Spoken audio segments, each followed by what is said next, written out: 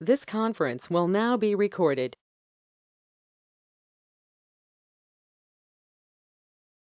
Class 1 of MySewnet embroidery software. So Owners Class 1, I'm recording for you now.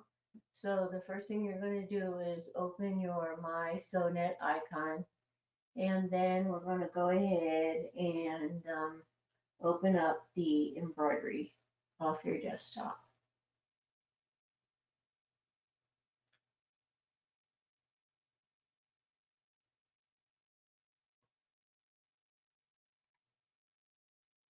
Okay, and then you're going to go ahead and start by clicking on the blank canvas.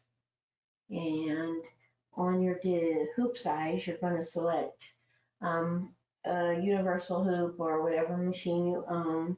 And we're going to look for a 120 by 120 hoop. So we got that. And we're going to set our orientation to natural. And so that's the way the hoop would go onto your machine.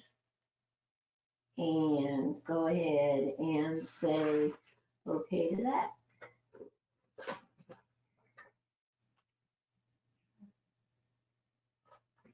So at this point, you're uh, on the open screen, the welcome screen, and I'm just going to maximize this so you can see it a little better. Okay, so what we want to do is we want to click on Insert, which is up here at the top left. So click on Insert, and then we are going to go to MySewnet, go to Documents, MySewnet, and we're going to go to Samples, and we are going to look for the stitch editor samples. Samples, stitch editor, and double click on that. And then we're going to open the stitch files. And we're going to go look for the file name 3 dragonflies. So they are in alphabetical order. You can also change the view to see the pictures. So 3 dragonflies, you're going to click on that and tell it to open.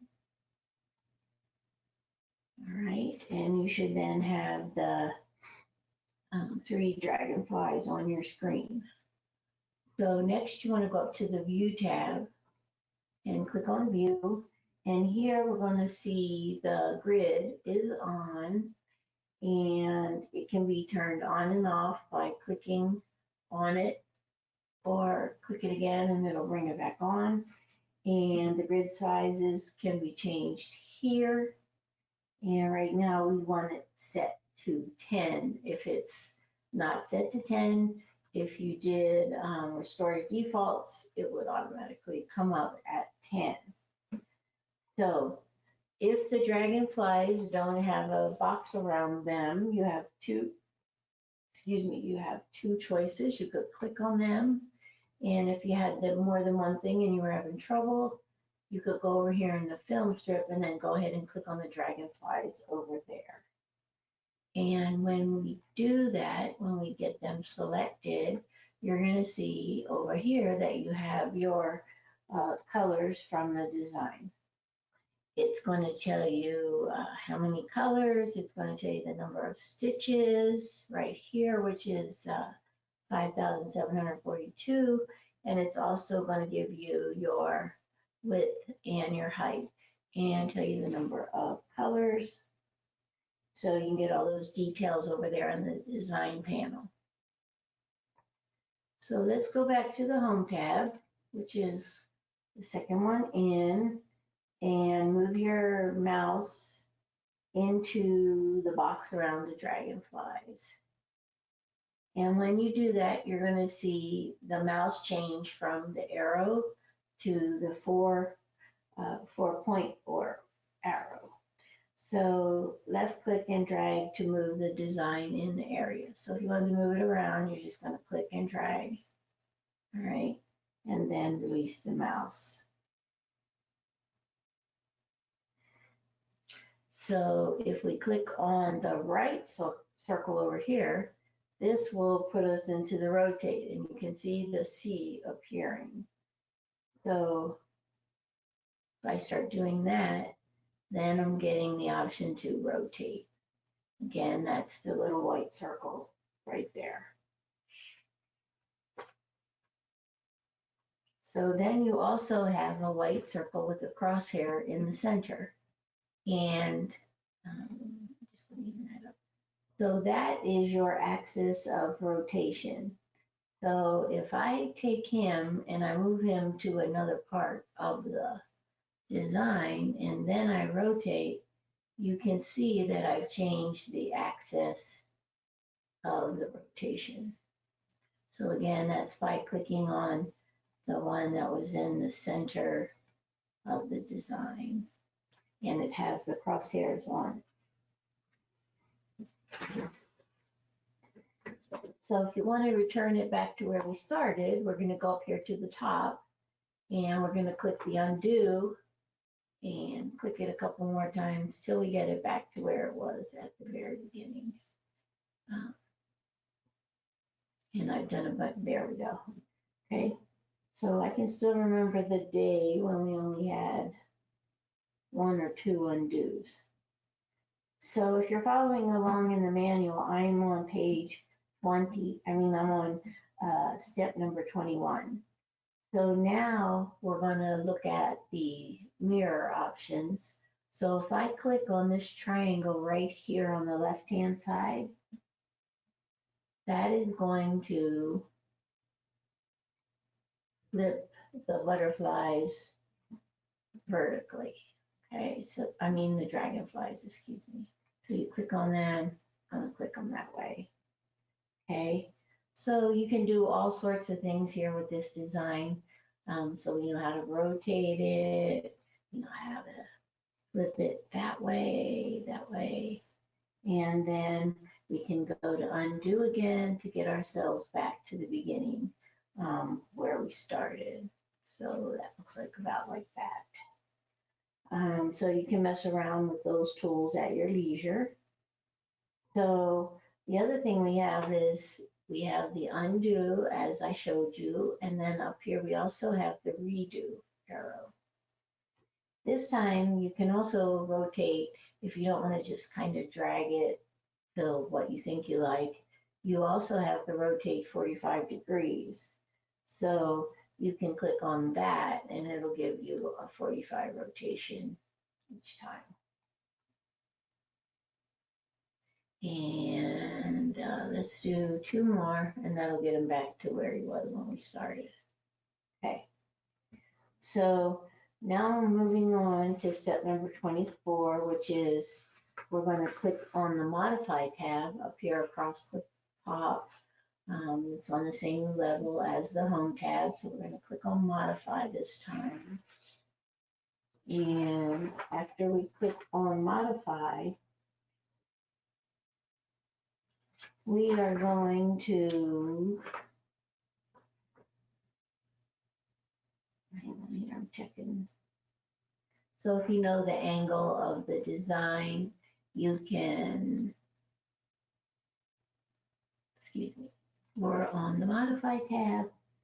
And so if I right click in the Modify tab, oops, okay, I think I probably got to start by clicking on Select the Box.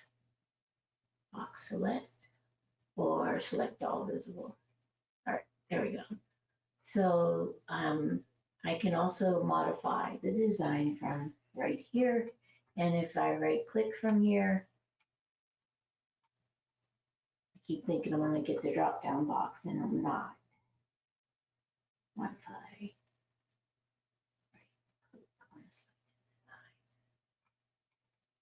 Okay, it's not letting me do that. All right, but you have access to your copy, cut, duplicate, and all that stuff right here. The design can be scaled right here by clicking on the square and dragging it in. Okay, the white squares.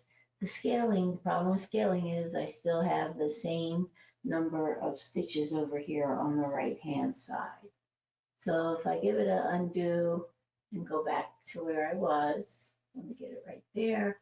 I am going to select all visible again.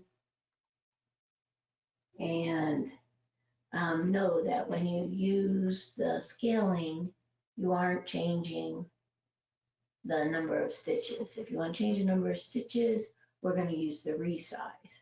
So I'm deviating a little bit from the paper, but I want to show you too. If I click on resize now, before I start, I want you to see that this is 5742. So if I grab on it now and make it a little smaller, okay, you can see that it changed my stitch count. So, and at this point with resize on, my arrows, my squares are all blue instead of white. So if in blue, I'm in the resize. Okay, so I'm going to go ahead and go give it an undo and go back to where I was. And then I'm going to go back over to the home tab. So I moved out of modify and back into the home tab. And what I want you to do from here is I want you to click copy. And when you click copy, come down over here into the right-hand corner, and you're going to see a copy of your dragonflies over there in the clipboard. So you'll have access to it as you move through the different modules.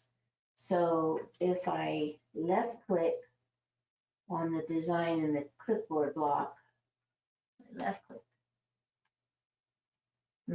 click, it'll make it disappear. And at this point, you can't click undo, it won't come back. So let's click on the dragonflies again to select them. And I'm on page, I'm on item number 28, top of page 5. So we have them selected. And now right click to bring up the right click menu. So if I right click here, I get the properties menu and I have access to all my tools the same as I did up here across the top of the home tab. So let's left click on cut. So if I click on cut, you can see that it put them down into the clipboard and took them off the screen. And if I right click again and click paste, I'm going to dump them right back on the screen again. So copy, we'll put them on the clipboard. If you click duplicate, it will put another one on the screen. So if I go over here, right click and go duplicate, it's going to put another one on the screen, but it'll offset so you can see where it is. Okay, I'm going to undo that. So the other way to select the design is always to click in the film strip as well. So let's take a look now at the selection tools. And the selection tools are these guys right here, and they are to the right of the copy, paste, and duplicate. So we have a couple things we can do here. We can go select all. So that would select everything. Or we can come over here and go select none. And so that would unselect all your 3 dragonflies. So another tool we have is we have the box select. So when I click on the box select,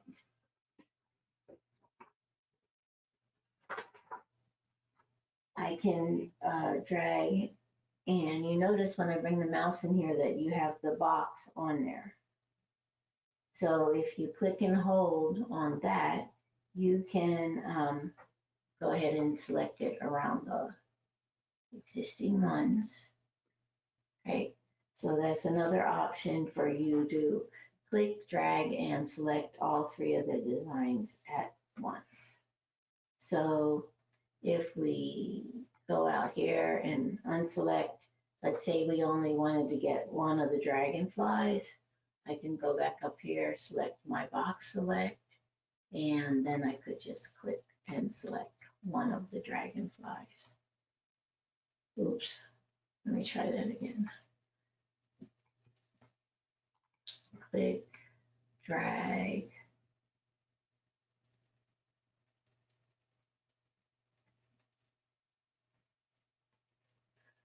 Okay, that's not working for me.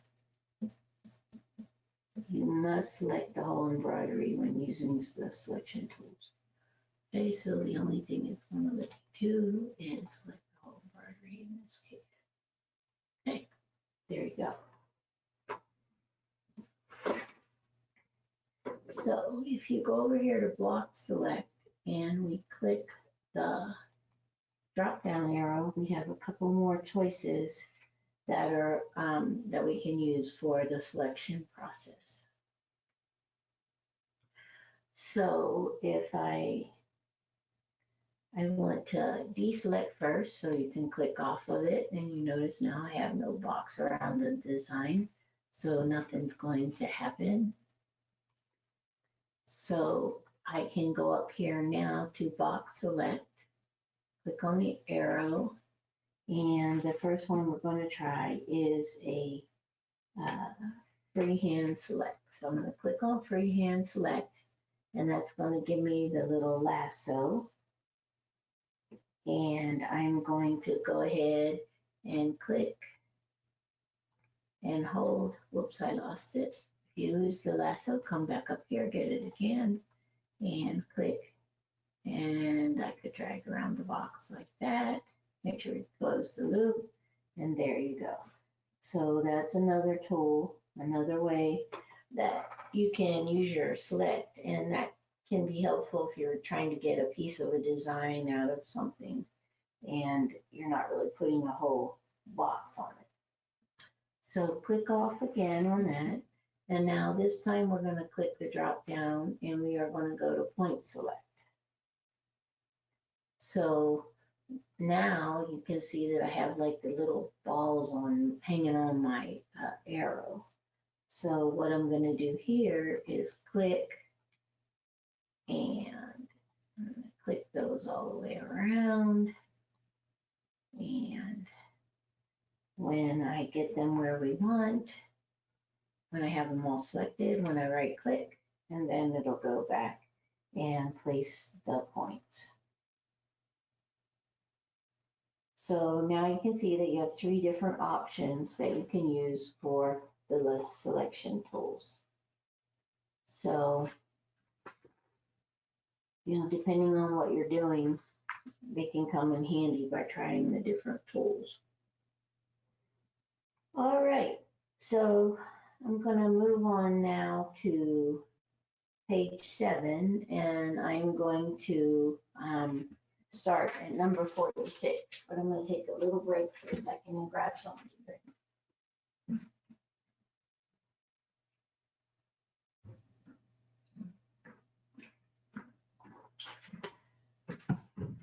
All righty, so now we're on to the layout tools. So the first thing you want to do on the layout tools, and again, I'm on number 46, you want to select the design. So we went over all the different ways you could select up here. You could click on the film strip, you could click on the design, and depending on what you're doing, you're going to use the tool that's easiest to use for you. So now we're going to go ahead and grab a hold of the design, and I want you to drag it outside of the hoop.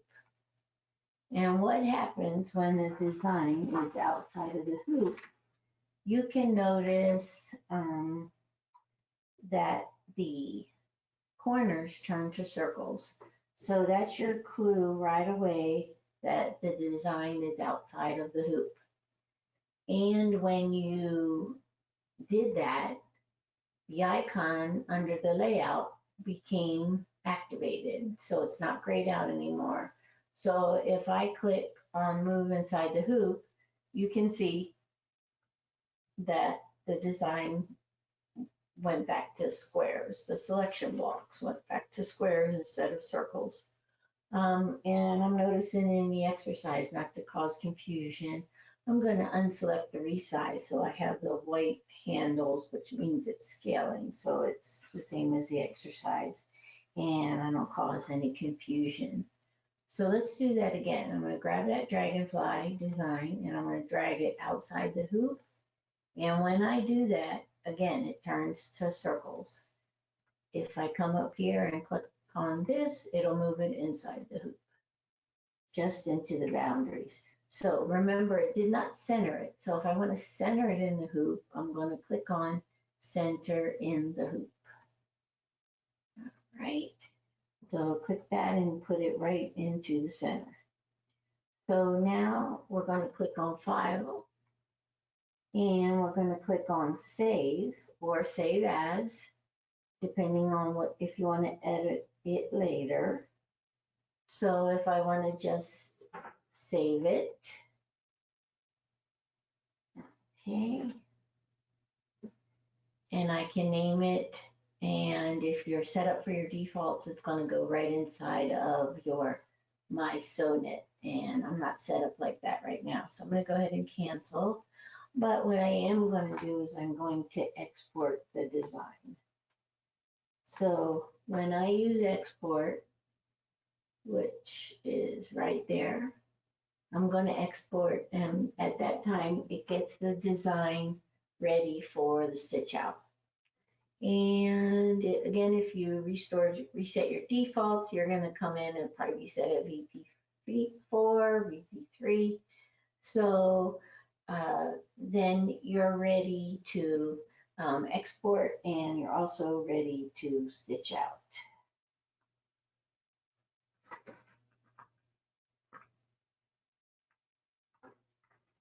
So from this point, you could also go ahead and print if you wanted all these details. But I'm going to go ahead and cancel that because I'm not going to do that. And let me see. So if you wanted a template so that you could do some alignment, you could go ahead and do your printing right from there. Okay, so kind of done with that. Now we're going to go on to page 8.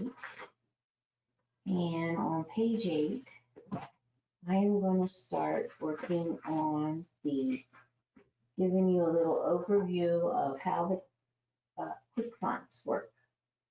So I'm going to go ahead and delete the design at this point. So I can use delete up here by the trash can.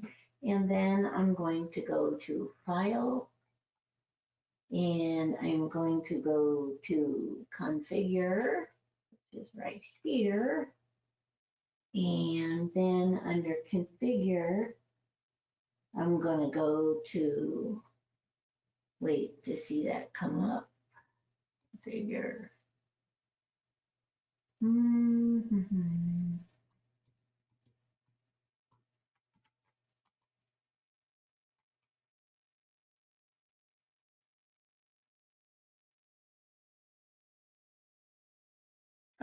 Okay, so my configure is sitting over here on my other screen. Okay. Okay, under configure, I'm going to go to appearances. And here is where I can set up my background color, the texture of it, the color of the lines, or that sort of thing. If you want to measure your screen to make sure it's showing you real size, this is where you're going to do that. And this is also where I can change from millimeters to inches. All right, so then we're going to go to utilities. And here's where if you want to do reset all modules, we'll sort of take you back to the default. This is also where you're going to find quick fonts. So it's a little different location than you had it in some of your other softwares. So I'm going to grab my quick fonts. I'm going to grab that guy and bring him over onto the screen over here. So now I'm in my quick fonts. So when you're using quick fonts, you have the ability to take any font that you have, any true type font you have on your computer, and to turn it into an embroidery file. So I can go over here and click this drop down, and And so that's going to pretty much show me everything that's available on my computer. So let's just pick something. It doesn't matter. I'm going to pick a font and my style. I'm going to pick a style, which is going to be regular. And you can tell it, go ahead and say next. And you can tell it I'm going to use it while I'm in my software, or I'm going to send it over to my sewing machine.